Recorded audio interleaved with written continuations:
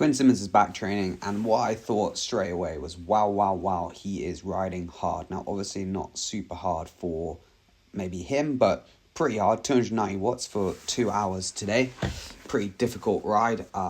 So I just thought, is he riding too hard? This is another day on Wednesday, so yesterday, again, 2.5 hours, 290 watts. So that's actually not that dissimilar to what he rides in season. Now, the reason why you think, okay, why is he riding so hard, or why would it be a bad thing? Well, when you have off-season, and Quinn Simmons had almost 4 weeks off. He did a little bit of exercise, but in terms of cycling, he basically had 4 weeks off.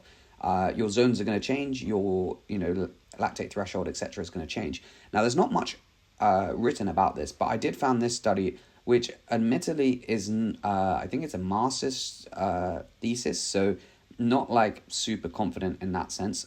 Maybe not the best piece of data ever.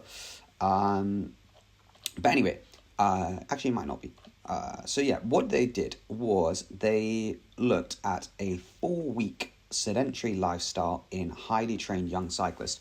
So this actually is pretty good because the people have gas. So the lactate threshold,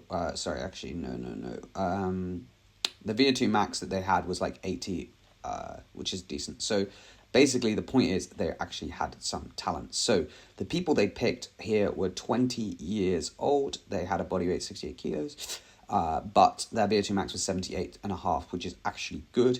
And then like their W max, so that's like basically the last bit of the ramp test they hit was 400 watts, so 5.8 watts per kilo. So again, like some talent. And they train a lot, so it's kind of like interesting to see because maybe it's more useful for pros. Now, obviously, most people aren't going to take 4 weeks off, but I think what's interesting is about, there's just a graph here, a table here, is how much they change. So they gained some weight, probably not as much as you think actually, but yeah, even so they did. Skin folds, yeah, they went up maybe more than the weight, so possibly they lost some muscle mass. So then I think this is often why people say you should take off season, is because of their blood values. So their red blood cell count did go down, their hemoglobin went down a bit, hematocrit again went down, but not probably by as much as you might think. The things that maybe would be better would be like your cortisol values, or your testosterone values might go up as well. So in terms of actually physiological, so the VO2 max went down. Obviously it's gone down a lot when you put in kilograms because they've all gained weight. If you actually look in absolute, it's still not great. Half a liter, so what's that, like 10% roughly? Yeah, it's not unreal. And then if we look at the W max, that went down quite a lot as well. But I think what's interesting is actually the first lactate threshold. So they went from 300 to 260.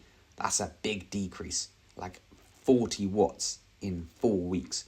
So we're going to get back to Quinn Simmons' numbers because I think it's actually fine for him, but we'll prove it. LT2, 340 to 300, again, that's pretty big.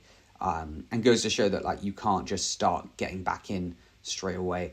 I don't know why they've done this watts LT2 in times by kilograms. I've never ever heard of anyone saying watts kilo instead of watts per kilo. But anyway, so yeah, like that was 5 weeks of not training. So it is a long time. And maybe you'd think, actually, that's not bad outcome, 5 weeks off. You're only dropping a little bit, but like you're only dropping 40 watts, so you probably get it back pretty quick. So in some ways, it's kind of promising. Some ways, it's not. But yeah, so if we go to Quinn Simmons' files, you could think, okay, let's say 290 watts. If we look at like the 25 watt zone distribution, like he really didn't spend much time over 320 watts. So it's pretty good zone distribution was my point. And the point is this good? Well, if it's let's say his LT1's 350, he drops 40 watts. He probably won't because he did some stuff. Then it'll still be 310. So when you look at this, it's probably fine. But what you will notice is that he's only doing 2.5 hours. Now, that would be the reason, is because if you think like when he's doing rides in January and he's doing like 5 or 6 hours at this kind of intensity, well, then okay, that's a lot bigger physiological stress, because like here, that would be 6 hours, almost LT1.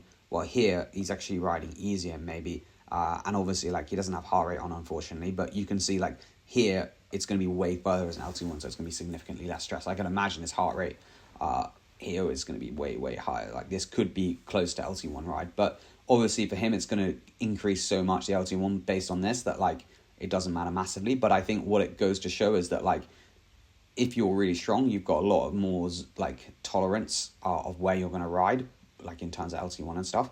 But if you actually look at like maybe when you're not so good, like these people, like if your LT1 you think is 300, goes down to 260 and you start whomping around at like 270 watts, it's probably not that productive. So I just think it's something you want to be aware of, and maybe to use heart rate, or just to think like how much the percentage it's going down. I mean, these are rough values. 13%, 11% is roughly what it's going down, more or less. So, like, you know, you could average it out and say it's around 10% if you take 5 weeks off. Again, most people aren't taking 5 weeks off, but still, it's just something to consider.